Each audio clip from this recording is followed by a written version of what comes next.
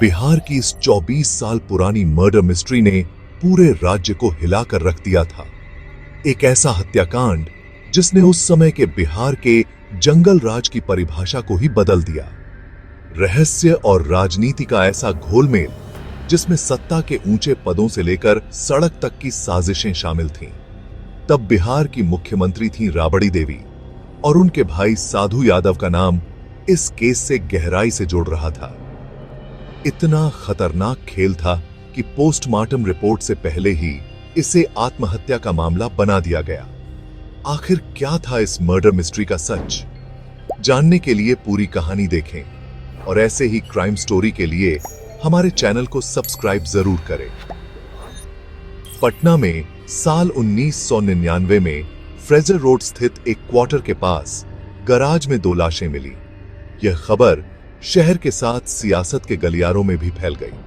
मामला कुछ ऐसा था कि क्वार्टर का गैराज सत्ताधारी सरकार से जुड़े शख्स से संबंधित था। यहां एक लड़की और लड़के की लाशें मिली थीं। हालांकि इस मौत के पीछे की कहानी कभी सामने नहीं आ पाई। हम बात कर रहे हैं पटना के चर्चित शिल्पी जैन और गौतम सिंह मामले की। 3 जुलाई 1999 को पटना के फ्रेजर रोड स्थित क्वार्टर नंबर 12 के पास गैराज में खड़ी मारुति कार में 2 लाशें मिली। फुलवारी शरीफ इलाके का यह क्वार्टर सत्ताधारी पार्टी राजद के विधायक साधु यादव से संबंधित था, जिनका सरकार में सीधा दखल हुआ करता था।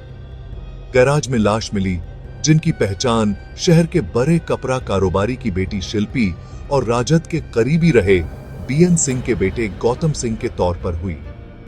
2 जुलाई से ही गौतम और शिल्पी दोनों गायब रहे थे। फिर दोनों की लाश विधायक के क्वार्टर के गैराज में मिलने की खबर आई। इस मामले में पुलिस के पहुंचने से पहले ही विधायक के समर्थकों ने खूब हंगामा किया। साथ ही पुलिस ने भी मामले में सबूतों की अनदेखी करते हुए जिस गाड़ी में मर्डर हुआ था उसी गाड़ी को ड्राइव की और घटनास्थल से ले गए। जबकि ऐसे मामलों में गाड़ी को घसीट कर ले जाना चाहिए ताकि सबूत के तौर पर फिंगरप्रिंट बरकरार रहे, लेकिन नेता के तलवे चाटने से इन्हें फुर्सत होती तब ये सबूत बचाने का या न्याय के बारे में सोच पाते। पुलिस ने शुरुआती जांच में बगैर पोस्टमार्टम रिपोर्ट के ही इसे आत्महत्या करार दिया। फिर पोस्टमार्टम रिपोर्ट में बताया गया कि दोनों के शरीर में लीथल एल्यूमिनियम नामक जहर पाया गया। इस मामले में दावा यह भी था कि लड़की के बॉडी पर जूतों के निशान, लेकिन पुलिस ने इसकी पुष्टि से इनकार कर दिया। इन सब के बीच हड़बड़ी में गौतम का बिना परिजनों के स्वीकृति से अंतिम संस्कार भी कर दिया गया। इस दौरान कहा यह भी गया कि घटना को 2 जुलाई को अंजाम दिया गया था। शवों की खोज के 6 दिन बाद शिल्पी का परिवार आगे आया और दावा किया कि यह एक हत्या थी, न कि आत्महत्या। राजनीतिक हस्तियों की संलिप्तता के कारण मामले को लेकर भारी राजनीतिक हंगामा भी हुआ। इन सब के साथ साथ पुलिस द्वारा तब तक की गई खराब जांच को मिलाकर राज्य सरकार को इस मामले को केंद्रीय जांच ब्यूरो को सौंपने के लिए मजबूर होना पड़ा। सीबीआई ने हैदराबाद में डीएनए परीक्षण के लिए शिल्पी के योनि द्रव को भेजा। पोस्टमार्टम रिपोर्ट ने सुझाव दिया कि उसकी मृत्यु से पहले कई लोगों ने शिल्पी के साथ बलात्कार किया था। सीबीआई ने एक विधायक का डीएनए सैंपल मांगा, जिसने सैंपल देने से मना कर दिया।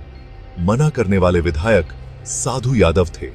हालांकि शिल्पी के डीएनए रिपोर्ट और फॉरेंसिक रिपोर्ट से पता चला कि मौत से पहले उसके साथ 1 से ज्यादा लोगों ने बलात्कार किया था।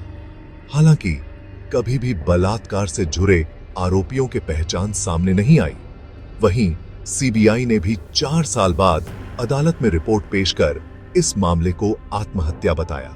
इसके अलावा लड़की के कपड़ों पर सीमन के दाग को पसीना बताया। कई सालों बाद 2006 में शिल्पी के भाई ने भी इस केस को खुलवाने और जांच करवाने की कोशिश की, लेकिन उसका अपहरण कर लिया गया। उसके बाद से कभी भी इस केस को लेकर किसी ने आवाज नहीं उठाई। ऐसे में आज तक बिहार का यह बहुचर्चित मामला अनसुलझा ही रहा और आखिरी तक इसे आत्महत्या ही करार दिया गया। हालांकि शिल्पी के माता-पिता ने सीबीआई की रिपोर्ट को खारिज कर दिया और अभी भी इसे हत्या का मामला मानते हैं और नए सिरे से जांच चाहते हैं। लेकिन बिहार के जंगल राज में कोई सुनने वाला नहीं है।